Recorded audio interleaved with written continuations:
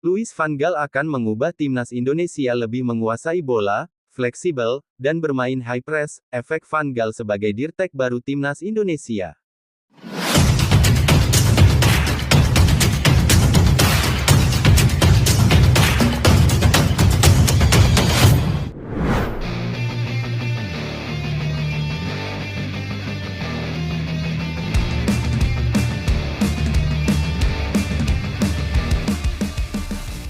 Saat ini sebaiknya kita move on dan menatap laga selanjutnya dengan pelatih baru, walaupun sebenarnya sama seperti Mimin, setelah kepergian Coach Shin kesedihan tentu masih terasa di hati kita, bagaimana tidak selama 5 tahun terakhir STY membawa banyak prestasi dan kebanggaan bagi Indonesia, namun masih ada tujuan besar yang harus diperjuangkan bangsa ini yakni lolos ke Piala Dunia, dan untuk mewujudkannya PSSI tak main-main setelah menunjuk Patrick Kluivert sebagai pelatih kepala timnas Indonesia, kini sosok legendaris Louis van Gaal didatangkan untuk mengisi posisi Direktur Teknik Timnas. Laras dampak apakah yang bisa diberikan oleh Louis van Gaal bagi sepak bola Indonesia? Dan berikut ulasannya.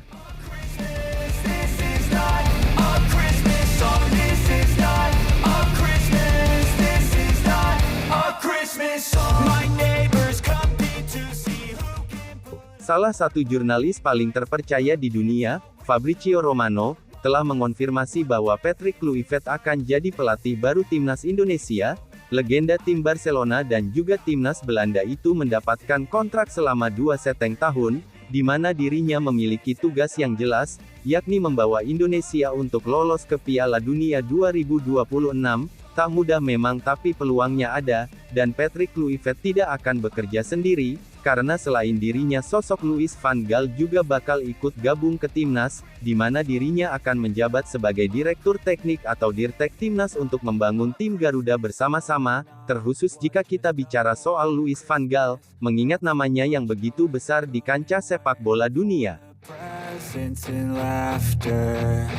I couldn't sleep late at night, looking for Santa with lights, those are the memories. Di dunia sepak bola Louis van Gaal bukan nama baru, sebaliknya ia adalah legenda, pria kelahiran Amsterdam tanggal 8 Agustus tahun 1951 ini adalah salah satu pelatih paling dihormati di dunia, dengan karir panjang yang dipenuhi dengan gelar dan prestasi. Sebagai pelatih Van Gaal pernah menangani klub raksasa Belanda Ajax Amsterdam, dari periode 1991 hingga 1997,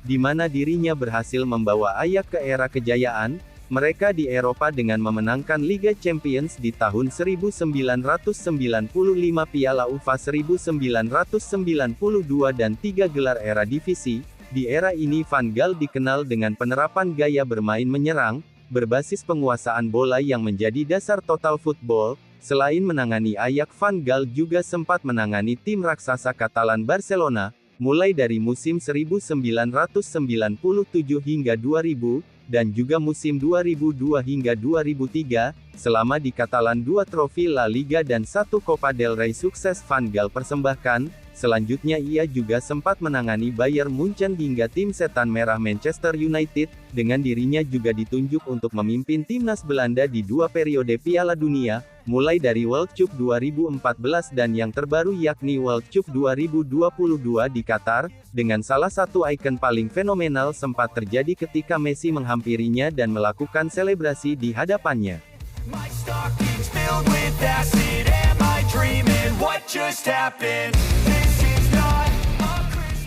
Bicara soal Van Gaal, pelatih legendaris satu ini sendiri selama ini dikenal sebagai pelatih yang disiplin, detail, dan memiliki filosofi yang fokus pada penguasaan bola, fleksibilitas, posisi, serta pressing tinggi. Semua itu menjadikannya salah satu otak strategi terbaik di dunia, dan itulah kenapa ia ditunjuk sebagai Dirtek Timnas saat ini.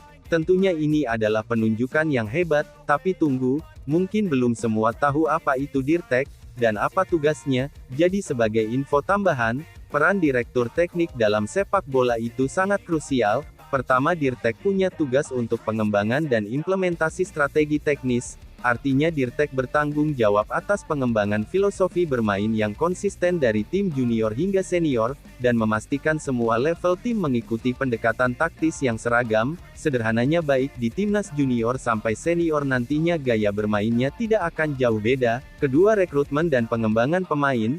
Di sini Dirtek akan mengawasi proses pencarian dan pengembangan bakat, termasuk pemain muda untuk memastikan generasi yang berkesinambungan dalam tim. Ketiga, Dirtek juga harus berkolaborasi dengan pelatih kepala. Itu kenapa masuknya Van Gaal kami pikir membuat STY keluar, karena ada kecenderungan agak sulit menyatukan Van Gaal dan STY dibandingkan dengan pelatih asal Belanda Patrick Kluivert. Di situ keduanya akan bekerja sama dalam mengembangkan taktik dan strategi permainan, serta menyediakan panduan teknis untuk meningkatkan performa tim. Dan yang keempat, Dirtek juga bertanggung jawab dalam pengembangan akademi dan infrastruktur. Dengan pengalaman Van Gaal di berbagai klub top Eropa seperti Ajax dan Barcelona, jelas Van Gaal adalah sosok yang sangat ideal untuk menduduki posisi ini. Kehadirannya diharapkan membawa standar profesionalisme yang lebih tinggi bagi timnas Indonesia. Dan kalau bicara soal dampak serta efek, kehadirannya kami percaya bahwa Van Gaal bisa membantu pengembangan filosofi bermain di sepak bola Indonesia.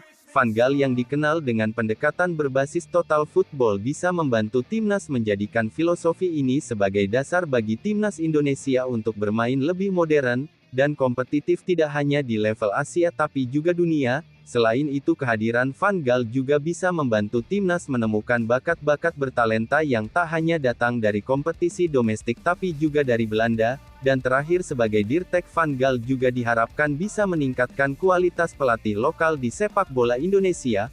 Van Gaal akan memberikan panduan kepada pelatih lokal, baik di tingkat junior maupun senior tentang bagaimana menerapkan strategi modern dalam melatih pemain. Hal ini diharapkan menciptakan ekosistem pelatih yang lebih profesional.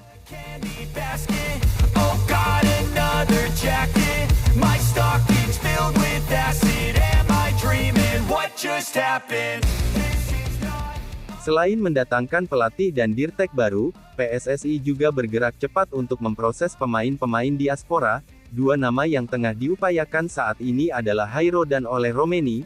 Nama Ole tentu tak asing lagi bukan, dia bahkan sudah ada di Indonesia saat timnas main lawan Jepang. Dan untuk Hairo, akhirnya dari Pak Ketum ia berbicara sendiri bahwa sedang diupayakan. Sementara untuk Michel Baker, menurut Pak Erik surat-suratnya lagi dicari, karena kasusnya agak rumit hampir mirip seperti pas dulu. Ya, Ole insya Allah proses surat menyuratnya sudah lebih advance dibandingkan Jaro Rinwald. Kita juga sedang meng-approach Jaro Rinwald untuk gabung juga ke tim nasional. Tapi apakah keburu di bulan Maret kita lihat dulu gitu. Tapi kalau Baker kita sudah cek agak sulit karena bukan sesuai dengan regulasi FIFA, yaitu ibu bapak atau kakak neneknya. Kita lagi masih mencari suratnya, tapi belum menemukan surat dia qualified sesuai aturan FIFA. Itu Baker kan? Ya. Maunya sih mau, bagus, tingginya 189, bisa main midfielder juga. Andai Ole bisa datang di bulan Maret, dan Hairo juga bisa datang di waktu yang tepat, tentu ini akan sangat menarik. Timnas benar-benar akan mendapatkan tambahan kekuatan yang signifikan, meski tentu masalah akan muncul, apakah bisa pelatih baru menyiapkan tim dalam waktu yang benar-benar singkat. Meski begitu, Mimin percaya pemain-pemain berlabel Eropa layaknya Tom Hay, Kevin Verdong, hingga Jas Izes, dan lain sebagainya punya kemampuan untuk adaptasi yang sangat cepat. Masih ingatkan gimana Jai Izes langsung nyetal di bawah Coach Sin? Semoga aja hal itu juga bisa terjadi di bawah Patrick Kluivert nanti. Meski untuk saat ini banyak keraguan ada pada sosok Patrick, tapi apapun untuk timnas kita harus selalu mendukung. Tidak mungkin kan hanya karena STY udah diganti, terus pelatihnya Patrick Kluivert, kita berharap timnas kalah. Kalau kayak gitu kita belum fans sejati dong. Jadi ayo kita dukung terus timnas Indonesia. Semoga timnas kebahagiaan kita bisa lolos ke Piala Dunia.